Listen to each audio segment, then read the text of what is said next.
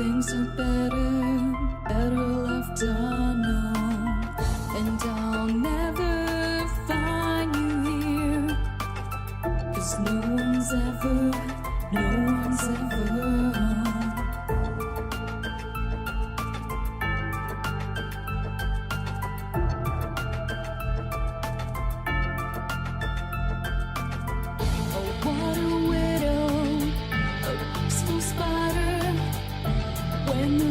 Is clean, she's a sneaky hider.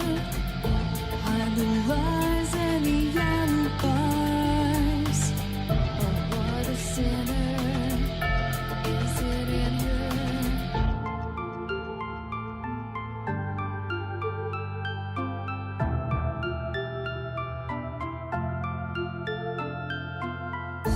What's the truth in this riddle? Is love really just this simple? I can't seem to find my way in this world that never stays.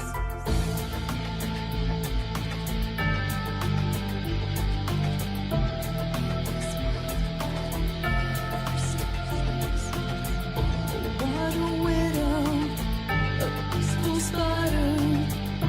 When the glass is clean, she's a sneaky hider. Hide the lies and the alibis. What a sinner, is it in her?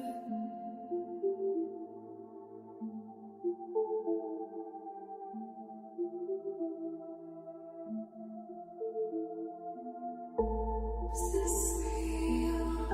Just illusion? I'm lost in the wonderland of confusion.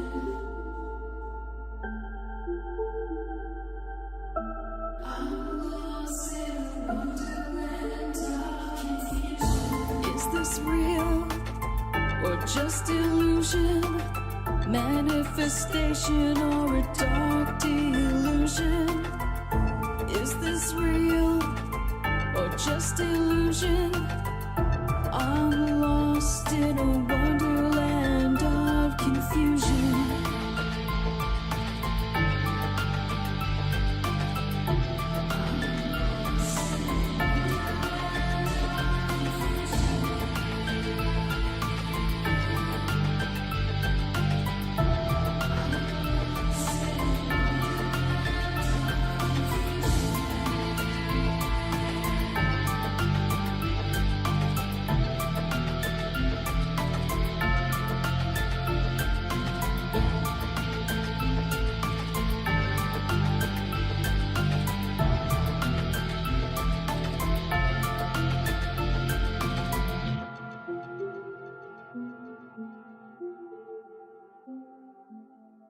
This is Cynthia Sue Larson with Reality Shifters and the International Mandela Effect Conference, and you're now listening to Dark Wolf's Den Show on Ripon Common Sense Radio.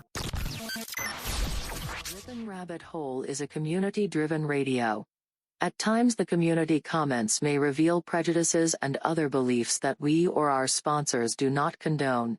Views or opinions expressed by the community, callers, or guests, are those of the individual speaking and do not represent the views or opinions of this site. Ripon Common Sense content is intended for mature audiences only. Enjoy.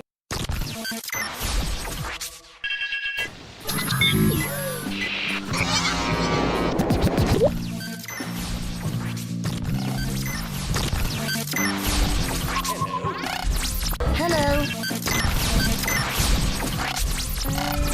Introducing lasers.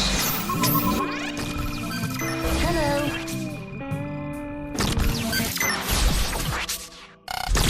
This station is now the ultimate power in the universe. This is your man Meta, aka Propagate This Light, and you're now listening to Dark Wolf's Den.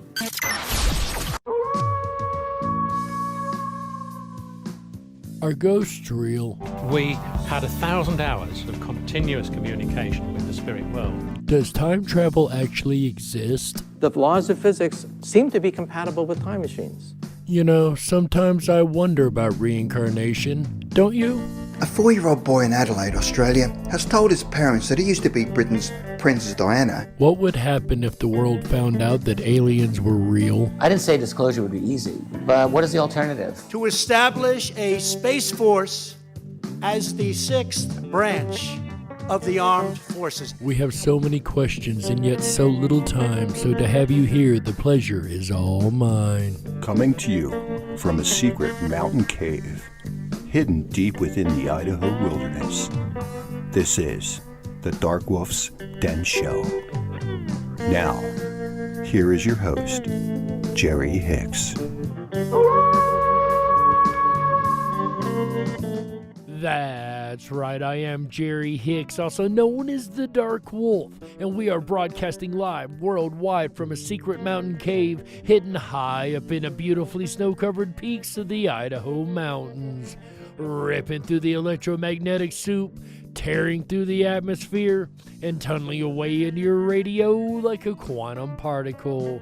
This is the Dark Wolf's Den Show for Thursday, January 14th, 2021. So whether you're on the edge of reality, the edge of the galaxy, or the edge of your seat, we're glad you chose us to be right there with you. Ladies and gentlemen, tonight we're going to carry on our discussion on consciousness as we have all the month of January so far, and we've been discussing through the month how consciousness is not in the brain, but making a case for the idea that consciousness exists outside of the body. And last night we really drove that home with the out-of-body experience episode, and we're going to continue to build on this with the near-death experience because, you know, we have a lot of similarities to the out-of-body experiences, except for this time death is involved and there's a little bit more to it, and we're going to get to all that and more here in just a moment. But first, today in history. On this day in 1964, Jacqueline Kennedy makes her first public appearance on TV since the assassination of her husband, John F. Kennedy. That's right, ladies and gentlemen, that is today's Today in History. And of course, a very sad and tragic time in American history, and it's never good to see a death of anybody. And, you know, a lot of times people don't get to come back and tell us whether or not they survived death, right? It's always been a big question, is death the end?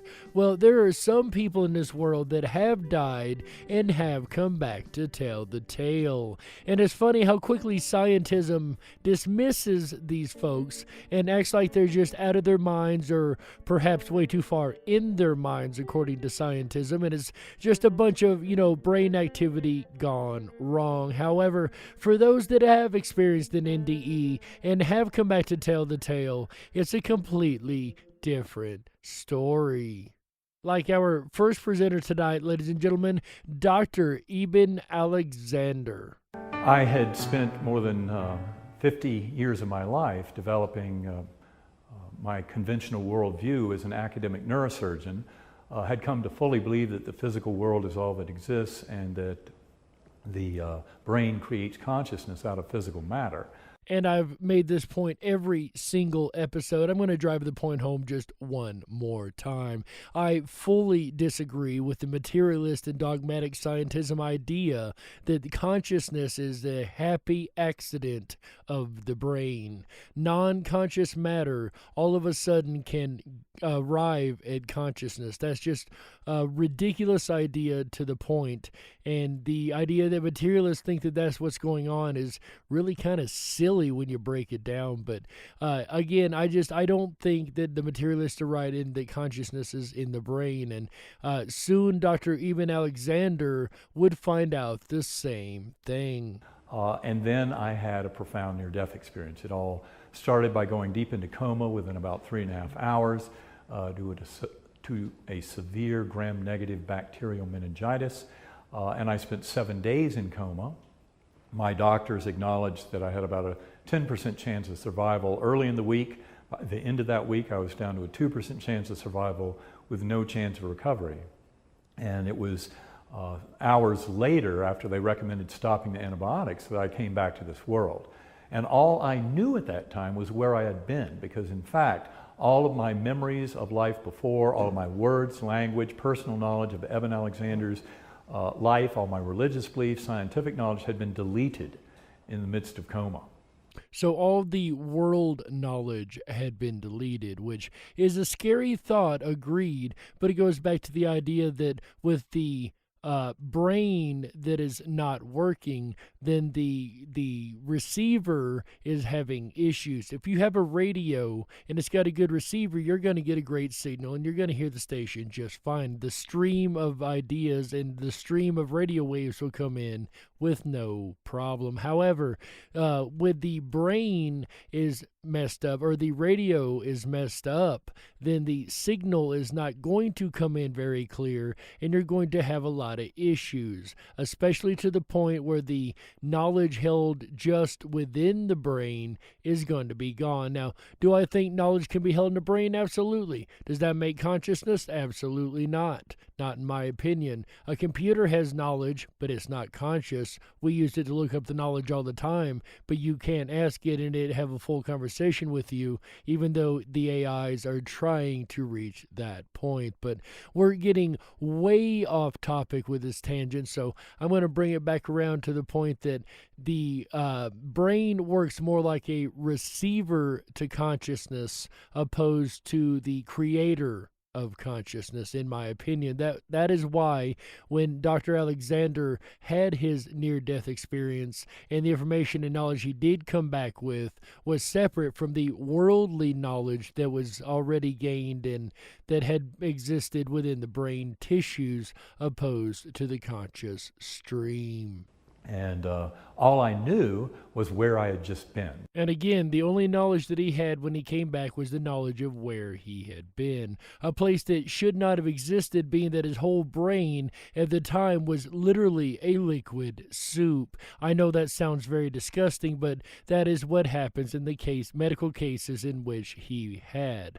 So the brain should have had zero, I mean zero, consciousness ability. Yet he's having these experiences, these conscious experiences of another place that we're going to hear about here in just a moment. And what is intriguing is what he's about to describe in general. There's a couple things that is very unique to his story, but in general, this is what most experiencers describe. It starts with dying, and then they exit the body, right? They are literally floating above their body, and a lot of times they don't even recognize that the body they're looking at below is themselves. They just know that it's a body that seems to be not moving or perhaps dead, and usually it's later on that they look back and recognize what had happened, and then they go on this incredible journey, which was a fantastic odyssey. It had begun in what I call the earthworm eye view, a very primitive course on responsive realm, but then led up through this slowly spinning pure white light. And I always say, when you find case files of people who don't know each other, never met each other, would have no reason to make things up, and they share the exact same details across every single case file, then you start to know that there's something going on within these case files. There's something more than just chance and coincidence. And I've said this pretty much every show I've done, all 52 shows at this point, or 51, 52, however many we're at. But anyway, I've said this every single show so far, that if the case file data shows the exact same elements across all the case files, these are probably facts and not made up, things. And that's one thing that really makes me so mad about dogmatism, is they will look at these facts and dismiss them out of hand when clearly the evidence shows something more. But the bright white light is in every single case file of near-death experience that I've ever heard. As a matter of fact, it's so well known that physicist Carl Sagan even weighed in on the idea, and he suggested that the bright white light is our remembrance of birth or coming out of the canal. And there's some who have taken that to the other extreme and suggested that that could be the exit back into this world from another canal. And that's a whole nother debate and topic, and it very well could be. But with Dr. Eben Alexander's journey, it was only the beginning and the entrance to the other dimension, the spirit world or spiritual dimension. With an associated musical melody up into a brilliant Gateway Valley, ultra real, far more real than this world. The light had an associated musical value. Now, that is interesting. That's something you don't normally hear. But then again, different people describe the same thing different ways. So we do hear that it sounded like singing or angels singing. Perhaps this would be the exact same thing that Dr. Alexander's saying, that it had an associated musical element to it. But wait, there's more. And in that world, of course, many kind of earth-like features, lots of plant life, everything blossoming and blooming, thousands of souls dancing below, beautiful girl on a butterfly wing. Okay, the majority of souls being around, that is a normal part of the case files as well. However, the beautiful girl on the butterfly wing, that's all Dr. Alexander. I've never heard that particular part in any case file aside from the doctor's. And reassurances that I was loved, that I would be taken care of, that I had nothing to fear. And that's another example of things that come up in every single case file, the overwhelming amount of love and the lack of fear, and even being told there's nothing to worry about, you're okay, you're safe. It's the fact that all the people that have a near-death experience come back with the exact same answers. And yet that was only a part of the pathway, a milestone on the way out to all of space and time collapsing down, even deep time, a different ordering of causality for our souls collapsing down, ascending through angelic choirs up into the core, infinite inky blackness, but filled to overflowing with that abundant love, unconditional love of the Creator for the creation. And once again, this is something that you hear in every single N.D.E. case file, is this overwhelming amount of love, this unconditional, unjudgmental love. And it gets that specific in almost every single case file. It's described as a unconditional love, a love like you rarely experience on the earth. No judgment, no conditions, a love freely given in overabundance. And of course, the many religions of the world speak of the overabundance of love of God. Whatever their God may be, it's always the same story. And then when a near-death experience happens to folks and they all come back with the exact same thing, saying that, the overabundance of love and unconditionality was just as overwhelming as anybody could imagine it being, and probably more so and more real. That's something else a lot of them say. It was more real of a world than this world, and the love, the overwhelming unconditional love that was presented was way more than what is normally experienced by a human on this earth. God or deity, and there I associated that God with the sound Om. That's what I brought back to this world. And in my early writings about it, I even called that deity Om, because to me, the word God was a puny little human word with a lot of baggage that had nothing to do with the astonishing power, awe, majesty, and infinite love of that deity at the core that is one with all of us. So this was a very instructional journey as I came back to this world. Now, I want to touch on this Om, because we know the ancient Egyptians, among most, did use the Om, as well as many, many, many other cultures. This is a well-known frequency that is very, very healing, it is said, to the human body and just to the human he looks like sound like the soul too, right? You've got a lot of Eastern religions that use the Om and meditation and things like that. Perhaps they know something more than the Western civilizations are willing to admit. And I'll be the first one to say that if the Om and the things that Dr. Even Alexander has described so far, and the fact that it does match up with Eastern religion, and they have the reincarnation belief, I mean, is it any wonder that we are having the near-death experiencers verifying things that, although materialists say can't exist, religions have been telling us about for hundreds and thousands of years? Words and language came back over hours and days, childhood memories over weeks, all of my semantic knowledge of physics, chemistry, neuroscience, cosmology returned over about 8 weeks or so, but I was left with this tremendous mystery of trying to figure all this out. I'd never read the near-death experience literature before, but now I dove in full speed ahead and realized that the similarities far outweigh the differences. All right, ladies and gentlemen, the good doctor now agrees with me, and beginning, he was just a materialist when he was just a doctor and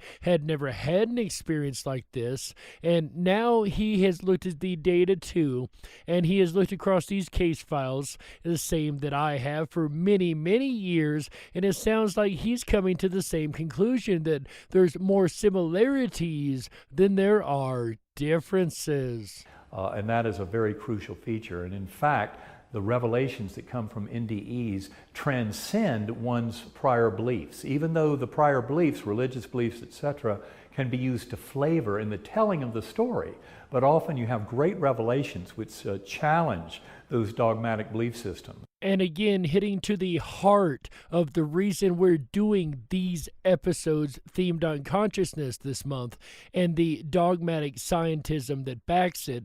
And this is only one of the many dogmas we're going to go through this year and tear down and show the ridiculousness of. But consciousness is something that I had studied for a long time, and the dogmatic scientism has really driven the study of consciousness into a realm where it doesn't belong. And I'm loving seeing these different doctors and scientists and people really coming forth and studying this from a real scientific point of view finally, and speaking up about things that were hidden for many years. And the dogmatic scientism that has brought us to this point needs to be battled against and stopped. It needs to be brought into the scientific realm and realm of real science, not science as a belief system. And as once again the doctor's learning through his journey so far, is that this belief system is highly flawed compared to the evidence presented by real experience. And that is where I believe N.D.Es bring tremendous value to this world, because they really are a force of unification and of bringing us all together and realizing that we are all actually different facets of one mind. Now, before you start calling this New Age information, once again, let me remind you, this is coming from a neuroscientist doctor who was steeped in materialism until he had experiences that made him question everything that he knew. And upon looking at this with the unbiased point of view and knowing what he actually knows, he's really changed his mind. And with that aside, the point that I want to make here is that he mentioned we are all one mind, having different experiences, and it would really go to explain once again why different people have the exact same idea at the exact same time with different sides of the exact same world. And it's over and over and over we've seen this, including Hollywood. There are directors that will write down their ideas on a napkin as soon as they get them and try to get them produced as soon as quickly as possible, because they know that there's many times that the same movie they've been working on, there was somebody else working on a movie almost exactly the same style. We've seen this many times in Hollywood. We'll have two movies come out that are pretty much the exact same storyline, and we wonder why that happens so much. That's actually circumstance and chance of people having the exact same idea the exact same time. And I don't think it's chance at all. I think it's the fact that we are all of one mind, this unconditional, wonderful love that binds us all, that one mind, that idea that we are all the same person, right? You've heard this idea too. We're all the exact same person. We just reincarnate into different, bodies each time and come back as a different person. I mean, taken to its logical ending, that could lead to, the idea of being one mind could lead to that idea. I completely agree with the possibility and chance of that. But again, it's amazing. It's not New Age speak. It's actual fact when you look into the details of all of these case files. And that binding together of our minds and our experiences is all through the power of love, unconditional love, compassion, mercy. These are what N.D.Es bring to this world. And the world is certainly due for this kind of lesson, even though it's an ancient lesson indeed.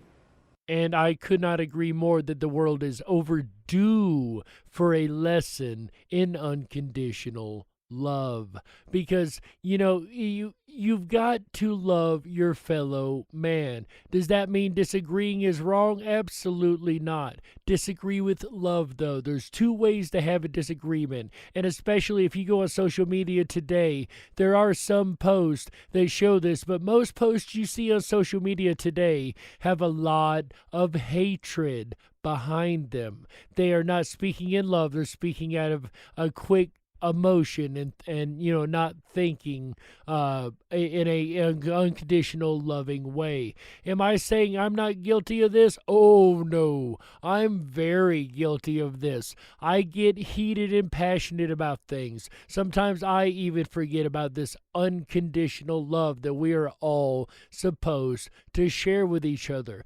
However, I can say that there are posts on my page or pages that show conversations that are very heated topics, but they're conversations of disagreement in love. They're not arguments, they are legit conversations. And this is the way we need to do things, always in the unconditional love, right?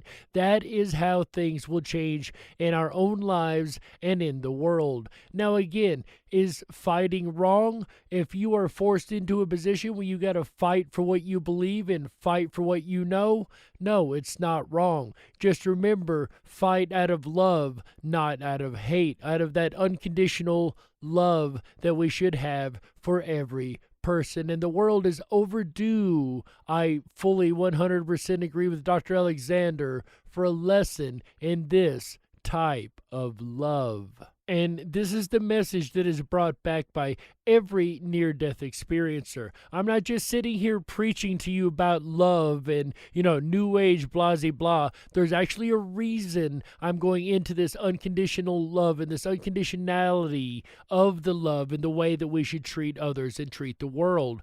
Because it is this message that all near-death experiencers bring back, this enlightened way of thinking, this enlightened love that they have for all of the world and all of mankind. As an active neurosurgeon, the thing that was most perplexing about my illness, given that my doctors assured me that based on my neurologic exams, on the CT and MRI scans, on the laboratory values, that I had a very lethal bacterial meningitis involving all 8 lobes of my brain, I should have experienced nothing at all, according to our conventional neuroscience. And it's not enough that I drive this point home. I would like the doctor to repeat that one more time. I'm going to play that again.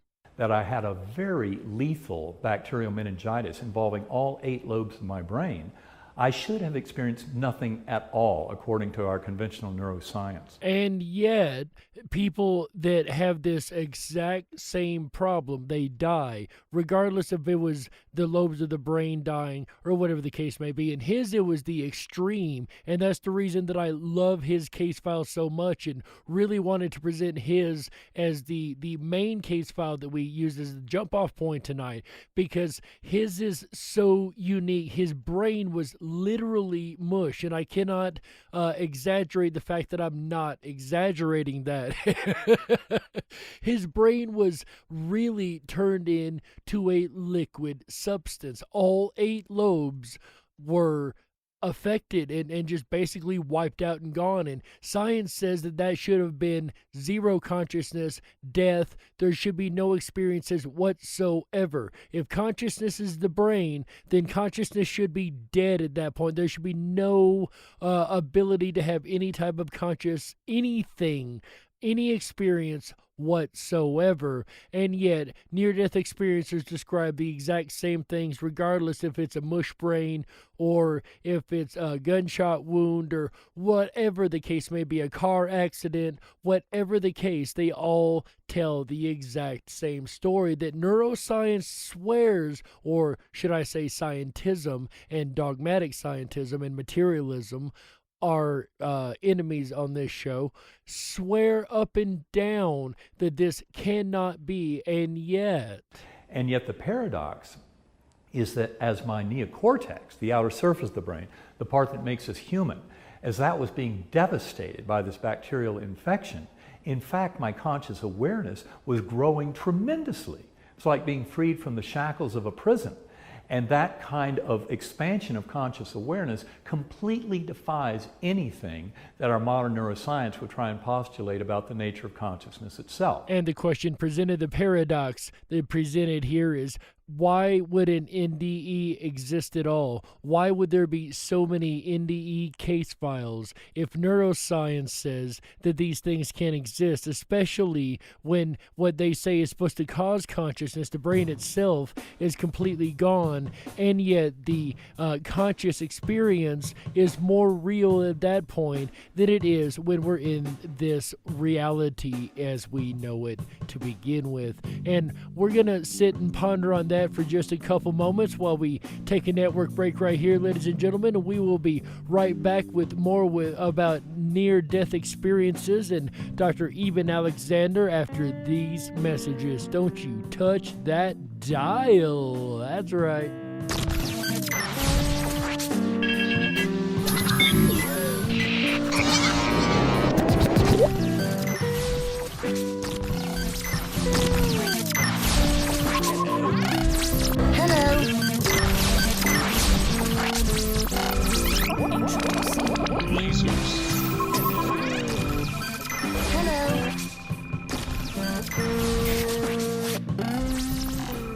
This is My Life DIY, and hi, this is JoJo.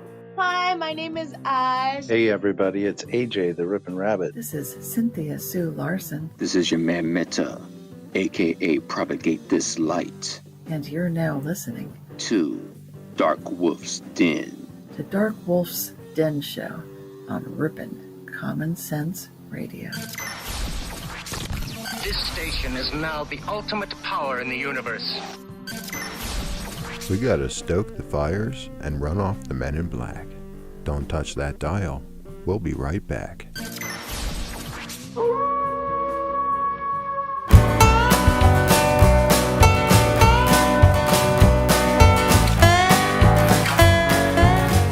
Hi guys, it's AJ the Ripon Rabbit. Are you enjoying tonight's look at near-death experiences? I know I am. If you haven't done so already, please make sure to thumb up this video, hit that subscribe button, and ring that bell. You'll get our notifications every time we go live. We're here every Wednesday, Thursday, Friday, Saturday, and Sunday nights, bringing you the very best in common sense radio, the Ripon Rabbit Hole. Here's a look at your weather forecast for the weekend ahead. Tomorrow night, I will return Friday, January 15th. It'll be mostly bullying tomorrow night. That's right. I'm going to dive down the rabbit hole of bullying. Come along with me on the ride. It starts at 7 p.m. Pacific, 10/9 Central. All shows start at 7 p.m. Pacific, 10/9 Central. Then Saturday, partly wide awake. That's right, mostly wide awake, I should say. We're going to take a close look at the Wide Awakes, an 1860s political party, and its connection to known secret societies still in existence today. And then we're going to end out the weekend right with a cold front of Rumspringa. That's right, it's going to come down out of Michigan. And we're going to take a journey through the wild rabbit hole of Rumspringa. Again, that's Sunday, January 17th, 2021. Now, if you don't know what Rumspringa is, then Google it, okay? And join me Sunday night and find out. I'm having a lot of fun meeting a lot of the new members of Ripon Rabbit Hole 2.0. If you have not been over to riponrabbithole.com and signed up for a Backstage Pass, I strongly encourage you to do so. Our community-generated press is there for you. I'm so pleased David Vincent signed up, and you can too at the riponrabbithole.com. That's RIPONRABBITHOLE.com.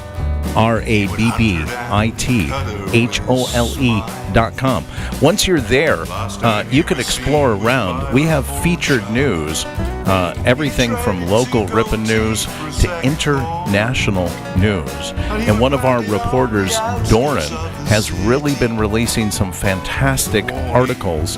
And of course, today we had the sad breaking news of the loss of Siegfried and Roy. Icon, a legend in the magic and Las Vegas world. Sadly, gone but not forgotten. We're going to have a special tribute to Siegfried and Roy tomorrow night in the first part of the show. That's a look at your weekend forecast for the remaining weekend ahead.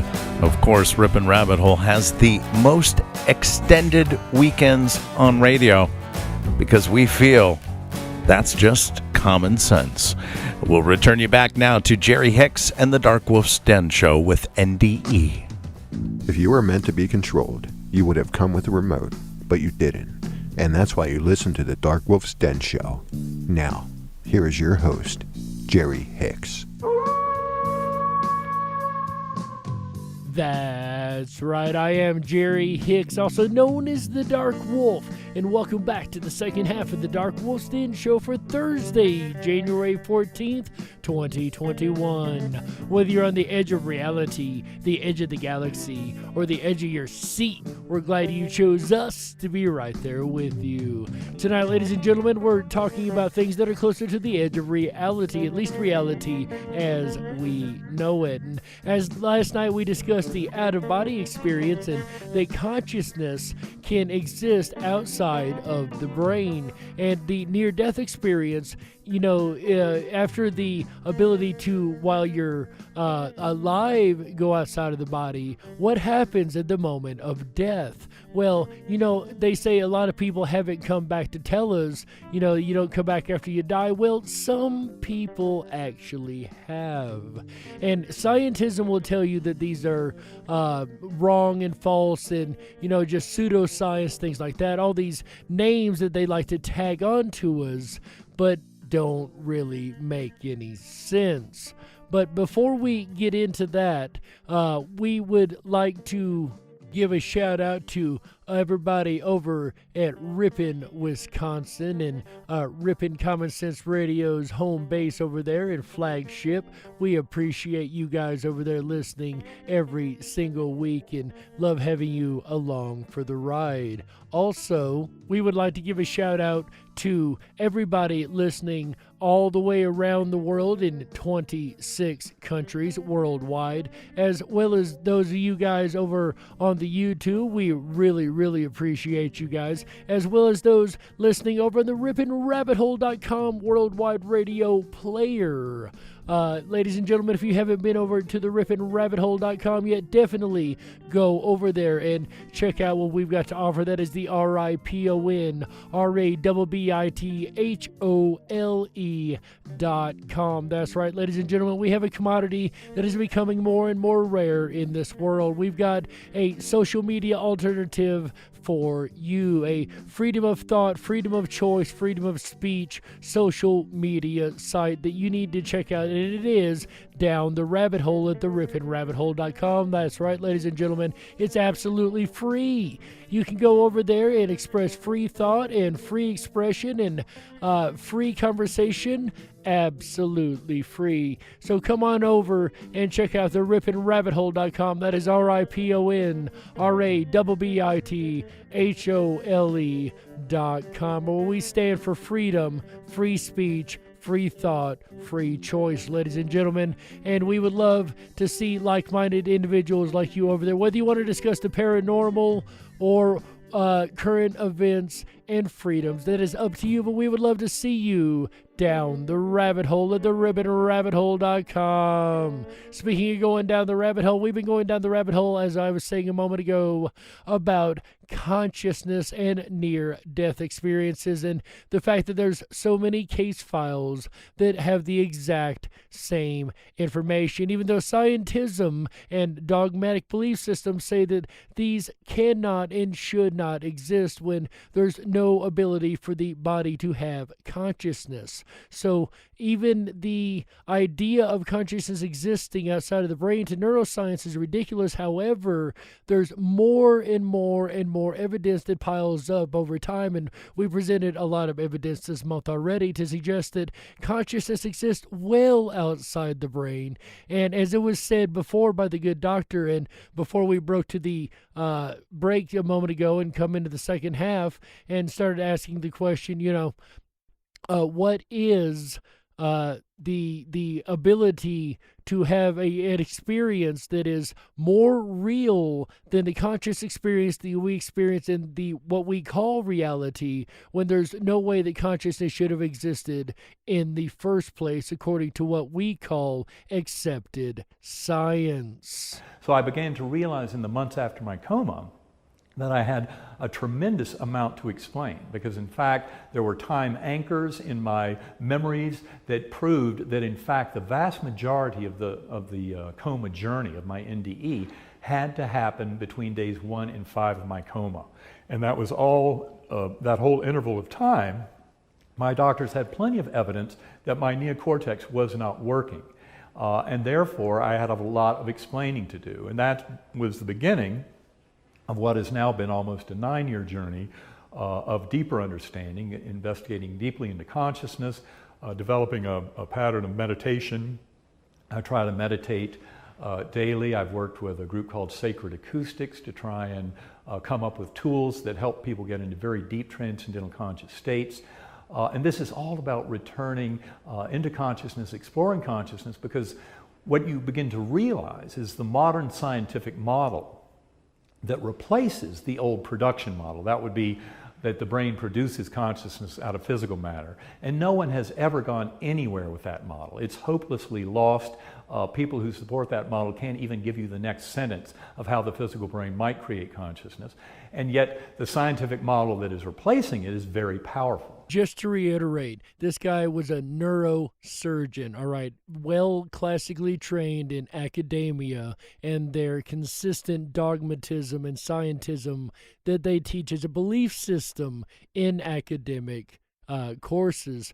But now it is being brought to light against scientism in many, many forms, that what they're doing is absolutely wrong to science, and their theories are leading nowhere, and they have no more answers than they did in the beginning. So they are clearly failing at this initiative and need to try something different. And thank goodness there's actually something different that is coming into the scientific theory space. Check out this theory.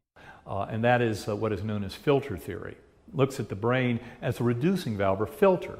Or as I earlier was talking about the radio analogy, right? The brain being a receiver and transceiver of consciousness opposed to a creator of consciousness. Well, this takes that a step further. And again, like I was saying, when the processor is damaged or the receiver is damaged, then the stream from the radio source is not going to be interpreted correctly by the radio itself in order to come out correctly. It'll have mixed signals and garbled information.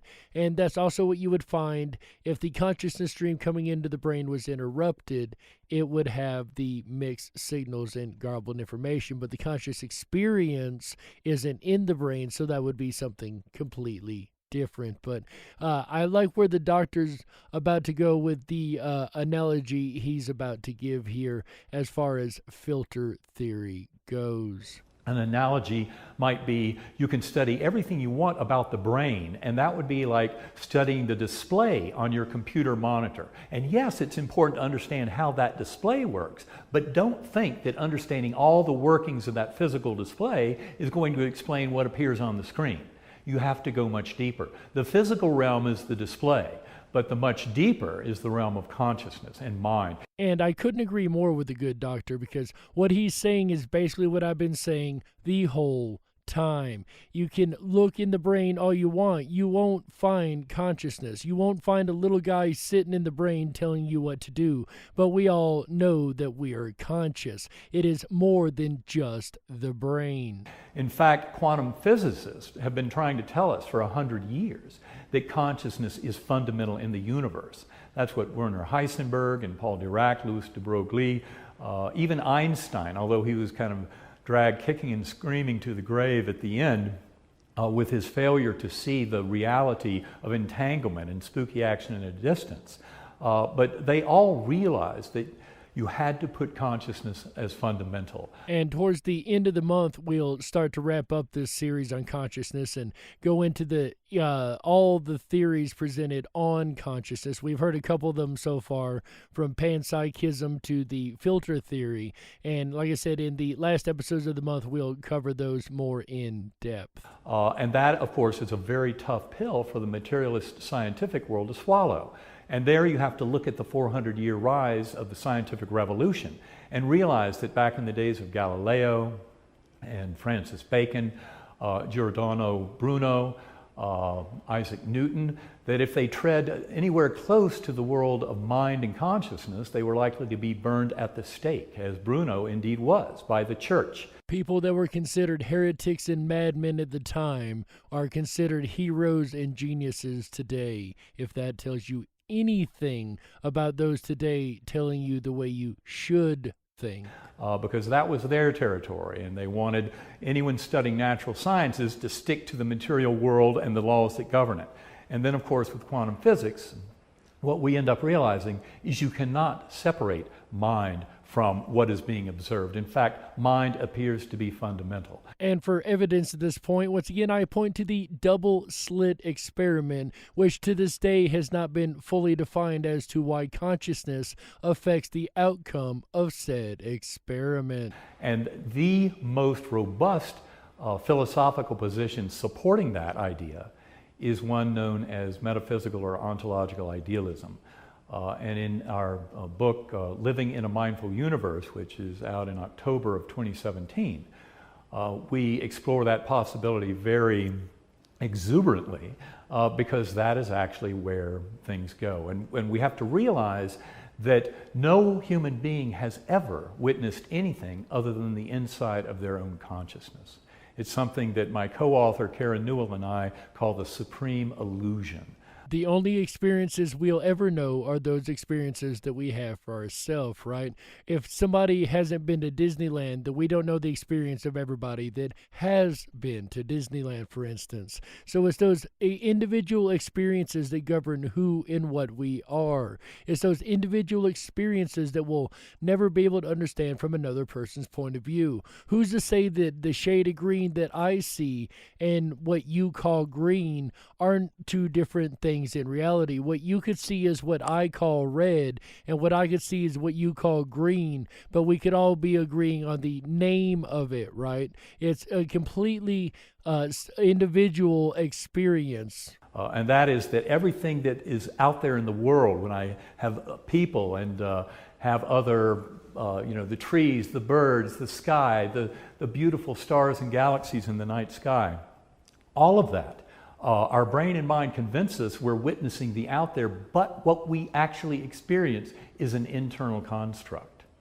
And I cannot stress enough the importance of realizing the power and seduction of that supreme illusion. And to actually get deeper to truth, we have to kind of go through that illusion. To get deeper to truth, we must go through the illusion that is being presented to us. Absolutely. And in this day and age, there's a lot of illusion being presented on the television and in different sources. So it is really, really imperative that we learn to see through the illusions, including the illusions that blind us to the truths about consciousness. And this is part of why meditation is so important, going into consciousness. And really, you cannot think your way to knowing this.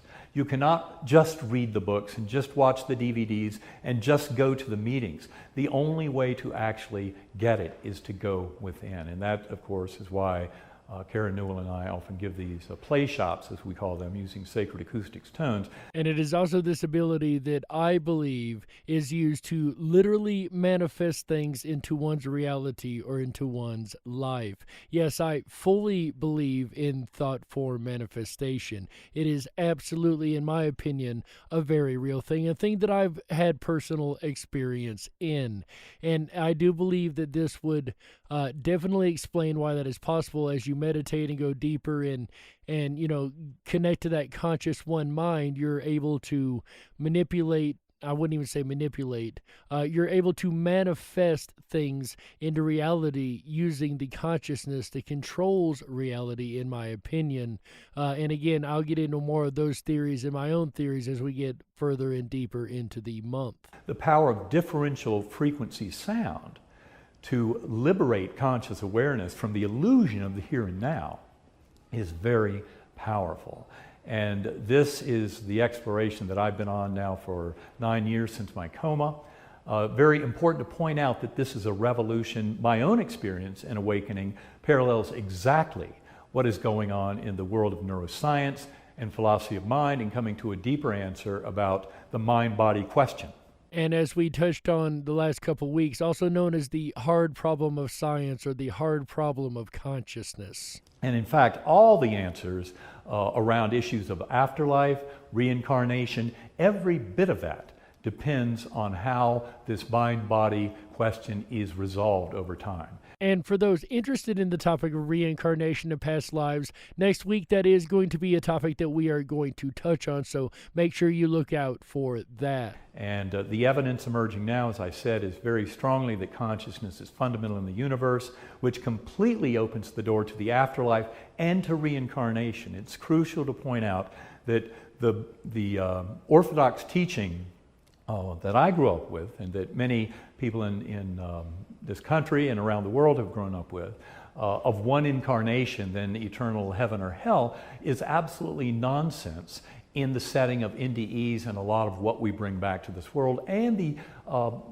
evolving understanding of the nature of consciousness. Now, I would like to clarify something really quickly. He said that the narrative that is fed to us by Christianity as far as the single life and the heaven and hell paradigm isn't real, and I will agree with that conjecture. However, I would like to point out that every N.D.E case has also spoken of the single God consciousness, or the God entity that has been what's the word I'm looking for, interacted with. I've heard many people speak of an entity that they spoke with, most likely what one would consider God, right? So to say that the paradigm of heaven and hell is wrong, that's a good possibility. However, to say that N.D.E experiencers don't come back saying that they experience some type of God consciousness or unconditional love and unjudgment consciousness that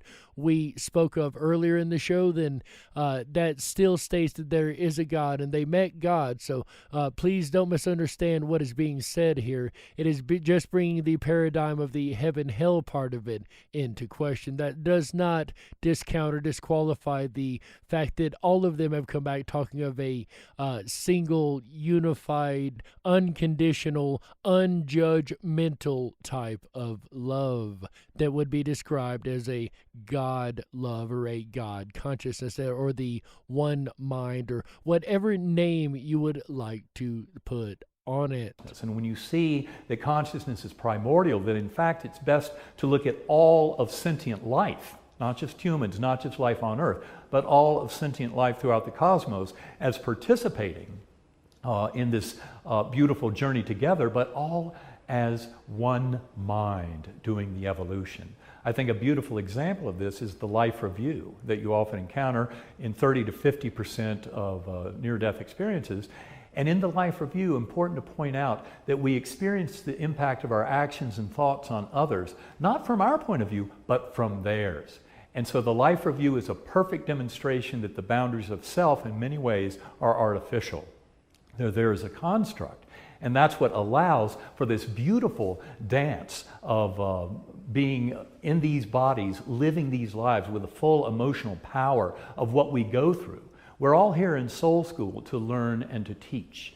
And I like how we put that, the soul school, if you will. We're here to learn lessons, and that's one reason I also believe in reincarnation as well as time-locked events, because I believe there are certain events that we choose in between lives that is got to happen opposed to the free will choices we make, and those would be the life review choices and what we decide we're going to do for the next round. That is, of course, my opinion, but that does seem to bear out the facts. But this is kind of like the higher, the oversoul, the one mind is doing the growing through this experience, through the multiple beings and entities, and this includes all life. All animal and plant life is involved in this. It's not uniquely human at all. Although, of course, our human brain and mind offers a different kind of perspective and a way to discuss it. But it would be very misleading to think that animals and plant life are not involved in this beautiful dance of the one mind, doing its dreaming as it is learning and growing. This is all about the evolution of consciousness that occurs through that process. And like he said, just as well as it's not just only humans, it's not just the Earth either. Everything in the galaxy that is consciousness and the universe that is consciousness also is attributing to this one single conscious entity mind that we are all connected to. And we're coming to realize that one mind is a very important notion. And of course, that's been there in religious teachings going back millennia. Do unto others as you would have done unto yourself. Most fundamental principle, and that's exactly what this one mind is all about. If I hurt another being, I'm hurting myself. And N.D.Es teach that in a very beautiful way. And this is really about recovering some ancient lessons. It's not like this is big news, even though the consolidation of science and spirituality is absolutely earth-shattering news, because it's leading to a revolution in human thinking that is unprecedented, and that I believe will make the Copernican revolution, where we move from thinking of the Earth as the center of the universe to the sun, look like child's play. A tremendous awakening for humanity is upon us even now. And once again, I fully agree. And I like the speculation that we had last night with the out-of-body talk when we discussed the idea of becoming homo projectus and the idea that we could project ourselves out, our consciousness out away from our bodies as a natural element of being human, that being an evolutionary phase possibly way down the line. But the idea is still there, and when you have conversations like this about near-death experiences and the true reality of what consciousness is, it really does make you question if that really could be the case, right? But what do you think? Do you think that near-death experiences are a real thing, that all the case files that bear out the exact same facts are actually very genuine and legit, or do you think that perhaps N.D.Es and OBEs and consciousness is definitely all in your brain and scientism is absolutely correct on that?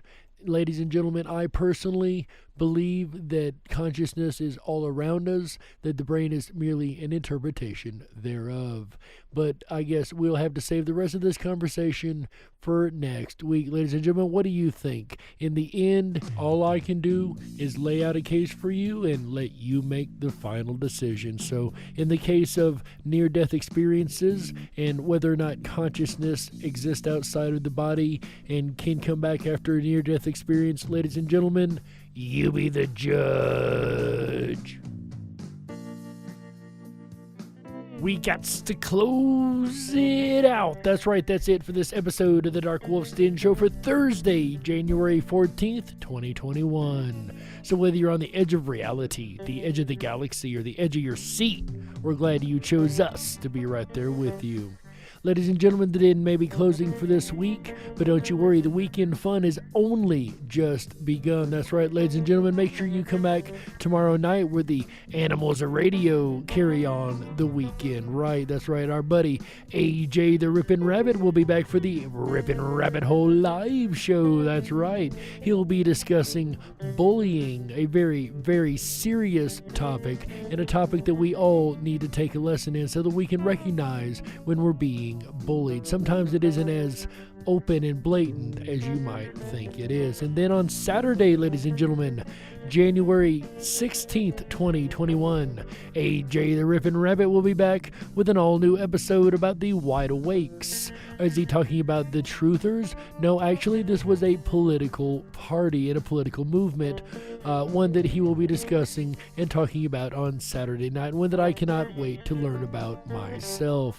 Then on Sunday, January 17th, 2021, AJ the Ripon Rabbit will be back to close out the weekend with his last episode of the weekend of the Ripon Rabbit Hole live show. That's right, he'll be talking about Rumspringa. This is apparently a rite of passage in some cultures, and AJ will touch way more on that on Sunday night. Make sure you tune in to learn something new all weekend long, ladies and gentlemen, right here on the Ripon Rabbit Hole, Ripon Common Sense Radio. Speaking of the Ripon Rabbit Hole, ladies and gentlemen, make sure you jump over to the RiponRabbitHole.com. That is RiponRabbitHole.com. That's right, ladies and gentlemen. Over there, you're going to find the Ripon Rabbits hanging out in the Backstage 24/7 lounge. That's right. Make sure you sign up for a free Backstage pass. Make sure you get your membership over there and join us backstage for some amazing conversation. Also, if you want to keep the conversation going 24/7, 365, and you want to use a free social media network that believes in free speech, definitely do come over and check out the RiponRabbitHole.com and jump down the rabbit hole. That's right, that is our new section over there, our social media section, and we would love to see you guys over there carrying on the conversations that we have here. And free speech reigns, ladies and gentlemen, over on the RiponRabbitHole.com. There's all kinds of fun stuff to do over there. If you'd like to send us a shout out to play on the air, make sure you go down to the bottom of every page on the RiponRabbitHole.com and find that big red button. That's right. Go ahead and record us 30 seconds of audio and send it to the studio automatically. We will get it on the radio. That's right, ladies and gentlemen, get your voice heard on the RiponRabbitHole.com. That's actually pretty much of an honor around here, isn't it? Ladies and gentlemen, I would love to see you guys over there. One last thing, while you're over there, make sure that you sign up for our newsletter that comes out every Wednesday evening, and it will have all of the topics and shows that we're going to be discussing all weekend long. So if you want to keep up with what's going on here on the Dark Wolf's Den Show, or AJ's Ripon Rabbit Hole live show, or any information that's going on with Ripon Common Sense Radio, make sure you sign up for that absolutely free newsletter. We do not sell your information. We do not spam your email box. You get one and one only once a week, ladies and gentlemen. So that is definitely important information that you do not want to miss out on. Also, whether you're over on the Ripon Rabbit Hole YouTube channel or the Dark Wolves Den Show YouTube channel on demand, make sure you hit that subscribe button, hit that like button, that thumbs up. We'd really appreciate that, and ring that bell. Make sure you select all notifications so you know every time we go live. That's right, ladies and gentlemen. With that said, on behalf of AJ the Ripon Rabbit, Chick Mandela Effect, Michael Musco, Walt House, everyone at Ripon Common Sense Radio, everybody listening around the world wide and on the internet, ladies and gentlemen, my name is Jerry Hicks, also known as the Dark Wolf. And remember, until next week, stay awake, but dare to dream. How? Yeah. Good night, everybody.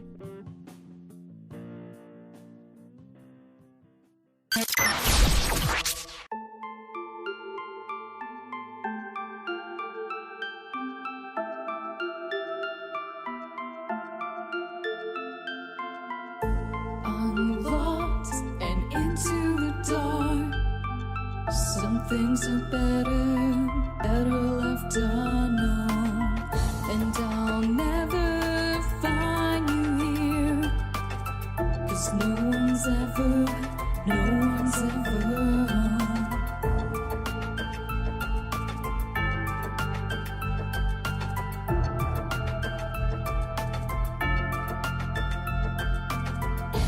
What a widow, a peaceful spider.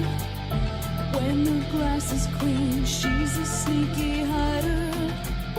Hide the lies and the alibis. Oh, what a sinner is it in her?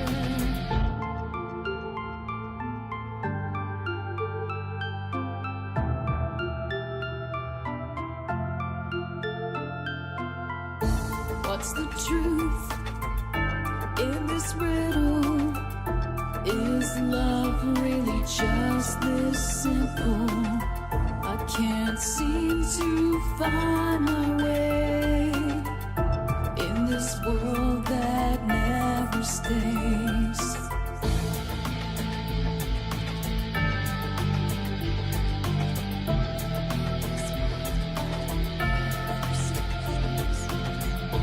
What a widow, a peaceful spider. When the glass is clean, she's a sneaky hider. Hide the lies and the alibis. What a sinner is it in her?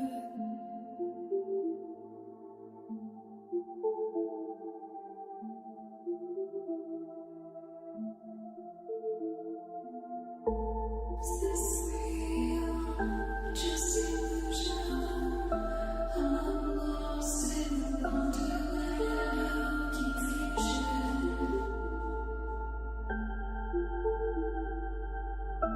I'm lost in the wonderland of confusion. Is this real or just illusion? Manifestation or a dark delusion? Is this real or just illusion? I'm lost in a wonderland of confusion.